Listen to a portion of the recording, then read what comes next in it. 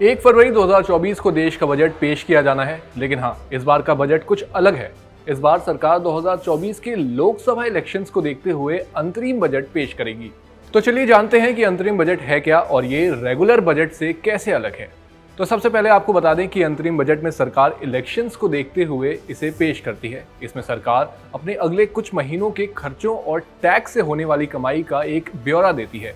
हालांकि अंतरिम बजट में भी रेगुलर बजट की तरह ही पूरे साल के लिए एस्टिमेट्स दिए जाते हैं। चलिए अब समझते हैं कि आखिर ये अंतरिम बजट रेगुलर बजट से कैसे अलग होता है। तो जैसा कि आप जानते हैं कि सरकार रेगुलर बजट के समय पर पूरे फाइनेंशियल ईयर के लिए बजट पेश करती है, वैसे ही इलेक्शन ईयर में सरकार 2 से 4 महीनों के लिए अंतरिम बजट पेश करती है। इस दौरान सरकार देश के कंसोलिडेटेड फंड से ही अपने एक्सपेंसेस को पूरा कर सकती है।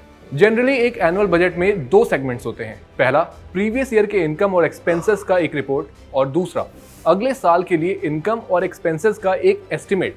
लेकिन अंतरिम बजट में पहला सेगमेंट यानी पिछले साल के इनकम और एक्सपेंसेस की रिपोर्ट तो शामिल होती ही है, लेकिन दूसरे सेगमेंट में सरकार के अगले कुछ महीनों के बेसिक खर्चों के डॉक्यूमेंट्स होते हैं। वहीं अगर इस बार के अंतरिम बजट से एक्सपेक्टेशंस की बात करें तो रूरल एरियाज में कंजप्शन को बढ़ावा देने के लिए सरकार कुछ कदम उठा सकती है। इसके अलावा इस बार जॉब क्रिएशन को बढ़ाने पर भी कुछ कदम उठाए जा सकते हैं। साथ ही कैपिटल एक्सपेंडिचर पर भी कुछ खबरें आ सकती हैं। इसके साथ ही हेल्थ केयर सेक्टर की तरफ से भी डिमांड्स आ रही हैं कि उनके सेक्टर के लिए अधिक फंड दिया जाए, जिससे हेल्थ केयर सेक्टर में रिसर्च एंड डेवलपमेंट को बढ़ावा मिले। उम्मीद है आपको रेगुलर और अंतरिम बजट के बीच का ये फर्क समझ आ गया होगा। आपकी इस बजट से क्या उम्मीदें हैं हमें कमेंट बॉक्स में जरूर बताएं। साथ ही अगर आपको ये वीडियो पसंद आई है तो उसे भी लाइक, कमेंट और शेयर करना ना भूलें।